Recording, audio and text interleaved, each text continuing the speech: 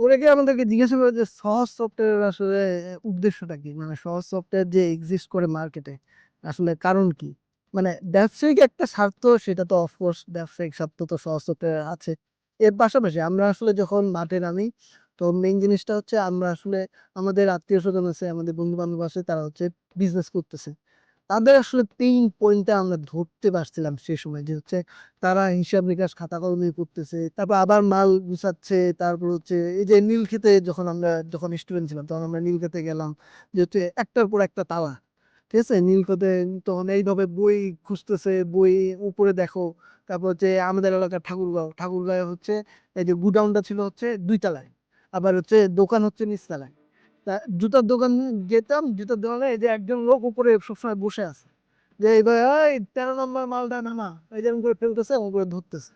তো এরকম আসলে মানে প্রচুর পেইন লাগতো আমাদের কাছে, যে হচ্ছে এই জিনিসটা কোনোভাবে সহজ করা যায় কিনা। পরবর্তীতে আমরা নিজেরাও হচ্ছে সিএসসি ইঞ্জিনিয়ার, তো আমরা একটা জিনিস ডেভেলপ করতে চাইলাম, যে কিভাবে এই যে দোকানদারের যে পেইনটা, এই পেইনটা কিভাবে রিলিভ করা যায়। তো আমরা সেই ভাবনা থেকে আসলে মূলত আমরা এই সহজ সফটওয়্যারকে মার্কেটের মধ্যে নিয়ে এনেছি, যে যারা হচ্ছে দোকানে, যারা হচ্ছে ব্যবসা করতেছে, তাদের যে লাইফ স্টাইলটা তাদের যাতে আরো সহজ হয়। অনেক সময় দেখছি যে হচ্ছে দোকানদার, আমাদের পাশে একজন দোকানদার ছিল, তারা হচ্ছে রাত 12টার পরে ঘরে আসতো, রাত 12টার পর ঘরে আসে, আবার ফের বউয়ের সাথে ঝগড়া, চিল্লাচিল্লি করতে। আমরা ঘুমাইতে পারতাম না, আমরা পড়াশোনা করতাম, তখন পড়াশোনা করতে পারতাম না। তো কি কারণ পরে মানে তখন তো ছোট ছিলাম, তখন বুঝি না এই জিনিসটা। পরবর্তীতে বুঝতে পারছি যে হচ্ছে দোকানের ঝামেলা, হিসাব মিলাইতে গিয়ে মিলাইতে, কারণ দোকান তো হচ্ছে বন্ধ হয়ে যায় 8টার দিকে, তো উনি 12টার দিকে আসতেছে কেন ভাই? কারণ ওই 8টার পরে তিনি ওই যে 7-8টা অর্ধেকটা নামায় ভিতরে হিসাব করতেছে, মাল ঠিক করতেছে, কোনটা কি কি অবস্থায় আছে, কত টাকা বিক্রি হলো, কোন সাপ্লায়ার কত টাকা পাবে, এইসব হিসাব করতেছে। তো ওই জিনিসটাকে কিন্তু হচ্ছে আমরা রিলিভ করার জন্য, যখন এই জিনিসটা ম্যানুয়াল হচ্ছে, প্রতিটা জিনিস আমাকে ক্যালকুলেটরে যোগ যোগ করে করতে হচ্ছে।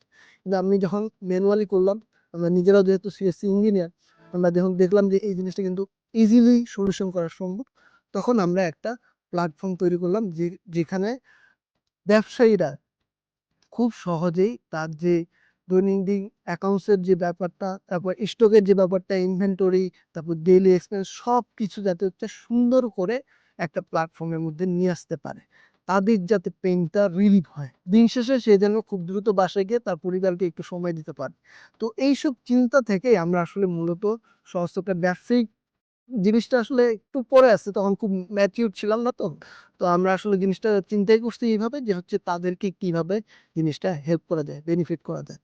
তো তো কিছু শুরুতে কিছু একটু R&D করলাম, ছোটখাটো দু একটা দোকান নিয়ে দিলাম।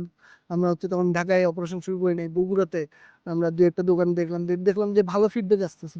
তো পরবর্তীতে আরো যারা হচ্ছে সফটওয়্যার নিয়ে কাজ করে দেশের বাইরে, তাদেরগুলো আমরা R&D করলাম, করে করে আস্তে আস্তে ডেভেলপ করে করে আমরা এখন বাংলাদেশ বেস ফুল ফার্নিশ এবং হচ্ছে বাংলাদেশের ব্যবহার উপযুক্ত বেস্ট সফটওয়্যার আমরা হচ্ছে সহজ সফটওয়্যার নিয়ে আসলাম।